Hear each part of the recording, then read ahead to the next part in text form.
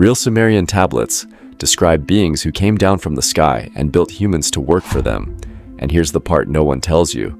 Nobody ever banned these tablets. What actually happened to them might be stranger than a cover-up. Out of roughly 500,000 clay tablets sitting in museum vaults worldwide, 9 out of every 10 have never been translated. What's actually sitting in those drawers? The room no one talks about. In 1849, a British excavator digging in Iraq broke into a buried royal library and pulled out tens of thousands of shattered clay tablets, the largest cache of ancient writing ever found. Most of it ended up in the British Museum. But this isn't a story about what got catalogued. It's about the much bigger pile that never got read at all.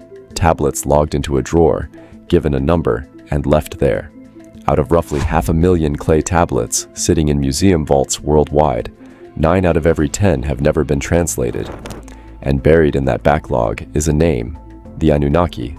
Sumerian scribes were writing about them in wedge-shaped cuneiform 5,000 years before your ancestors had an alphabet.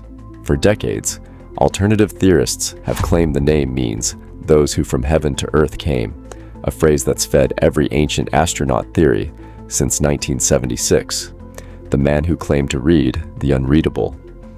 In 1976, a former economics journalist named Zecharia Sitchin published a book called The 12th Planet. He claimed 30 years of private cuneiform study had revealed something no university Sumerologist would ever say out loud, that the Anunnaki weren't gods at all. Instead, Sitchin argued they were flesh and blood extraterrestrial beings from a hidden planet he called Nibiru, a world on a massive 3,600-year elliptical orbit, swinging through the outer dark and back into our solar system like a slow, ancient clock. Sitchin didn't stop there. He wrote an entire Earth Chronicles series, weaving a sprawling saga of arrival, mining, genetic creation, and ancient war. His books sold in the millions, capturing the global imagination. And like we said at the top, you don't need any of that to be true for this to get under your skin, because mainstream Assyriologists, the specialists who actually read ancient Akkadian and Sumerian for a living, tell a very different story. They point out that Sitchin's translations were largely built from mistranslations, that in real Sumerian, Anunnaki means princely offspring, not those who from heaven to earth came, and that Nibiru usually just referred to Jupiter or a marker star. Even so, the myth took on a life of its own. So let's look at the epic millions of people chose to believe, and why the real history underneath it might be stranger than the fiction. Why they needed us. According to Sitchin's account, the Anunnaki didn't come to conquer. They came for gold. Not jewelry gold, but gold dust, fine enough to suspend in a dying atmosphere and patch a hole no one on Nibiru could otherwise repair. Mining it by hand nearly broke them. The junior Anunnaki, the ones doing the digging, eventually put down their tools and refused to work. That single mutiny is the hinge the entire saga turns on. Enki, the Anunnaki's chief scientist, proposes something no myth before it had dared. Take a primitive hominid, already walking the earth, and upgrade it. Splice Anunnaki genetics into it. Build a worker that doesn't need to be trained, it needs to be made. Nin Herseg, the medical officer, does the procedure. What comes out of that lab, in this telling, is the first modern human. Not a creation from nothing, the Adamu. The being they made is referred to, in this reconstruction, as the Adamu. And if that name sounds familiar, that's the point. This is where the Sitchin saga makes its boldest move, arguing that the Genesis account of Adam isn't a separate story, borrowed loosely from Mesopotamia, but a compressed, heavily edited retelling of this exact laboratory event, stripped of its lab and rewritten as a garden. The Adamu was never meant to be free. It was built to labor, to replace the Igigi in the mines, and to live under the direct rule of whichever Anunnaki had made it.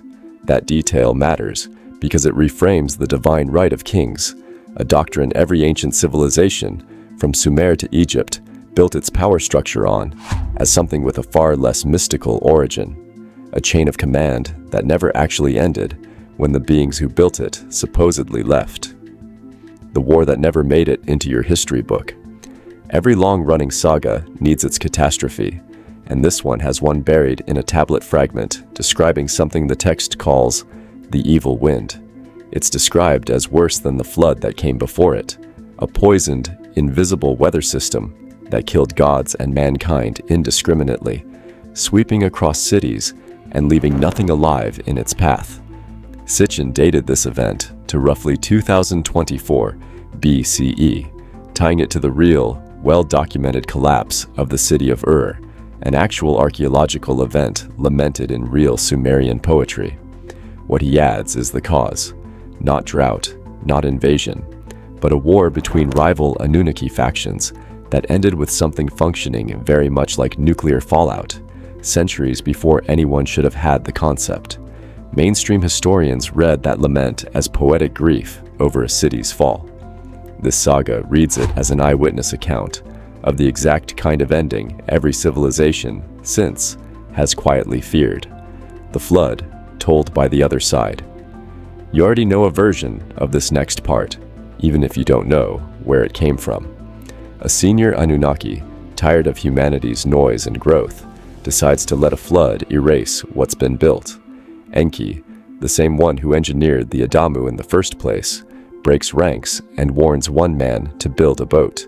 That man is called Ziusudra in the oldest fragments, Utnapishtim later, and eventually, in a text written 1,000 years after the original, Noah. This isn't speculation about whether flood myths share a common root. That's settled, uncontroversial history. Biblical scholars have known for over a century that Genesis draws directly on older Mesopotamian material. What Sitchin's saga adds is motive, not divine judgment, but a fight between two beings who built us, arguing over whether we were worth saving at all. Why the church kept one book out. This is where the saga leaves Sumer and steps into scripture directly, because there's a text that makes almost the same claim from the other side of the world's most translated book. The Book of Enoch is not a forgery, not a hoax, and not a modern invention. It's a real Second Temple era Jewish text, quoted directly inside the New Testament's own Book of Jude, and it survived complete only because the Ethiopian Orthodox Church kept it in its Bible, while every other major church quietly let it fall out of canon.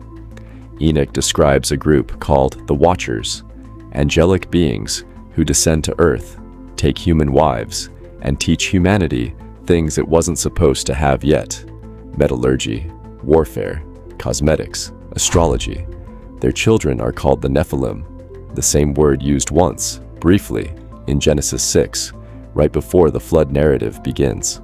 One version of this saga's biggest claim is that the Watchers and the Anunnaki are the same event, described twice, by two civilizations who couldn't have known about each other.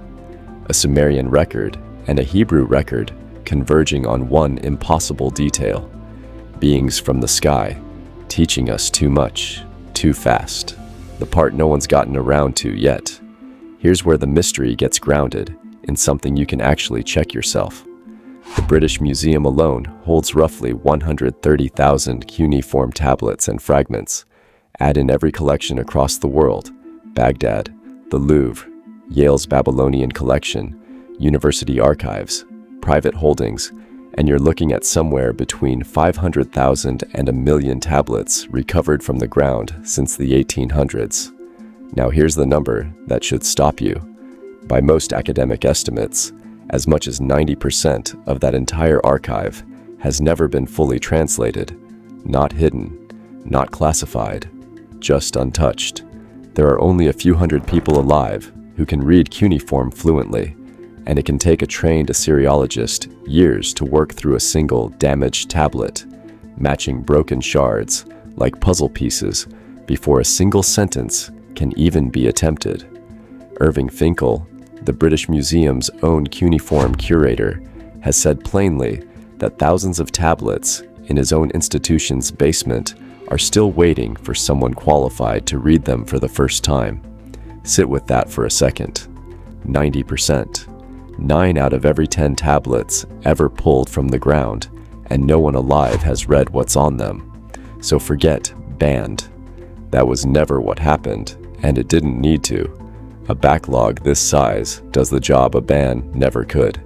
12 tablets, referencing the Anunnaki saga in ways that didn't match the accepted history of Sumer, could sit in a numbered box for 100 years, cited once in an obscure 1920s survey, and then simply never prioritized again, not because of a decree, but because there was always another 1,000 tablets, waiting, and only a handful of people on Earth who could read any of them. A ban means someone decided this mattered enough to bury. A backlog means no one decided anything at all. That's not a cover-up, that's worse. A cover-up ends the moment someone finds the file. A backlog doesn't end, it just keeps growing. One unread tablet at a time, with no one coming to open the drawer. What we actually learned. Strip away the dramatic framing and here's what's real. The Anunnaki are genuine figures from actual Sumerian tablets. The Book of Enoch is a real ancient text left out of most Bibles by an actual historical decision.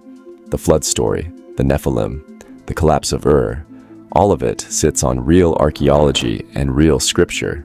What's contested is the leap Sitchin made from those texts to spacemen and a hidden planet, a leap the trained scholars who can actually read this material reject outright. You don't need Nibiru to find this unsettling. You just need to read what the oldest writing on Earth actually says about how we got here. And there's one tablet we haven't opened yet, the one that doesn't describe Nibiru arriving. It describes Nibiru's next return. We'll get into that one in the next video.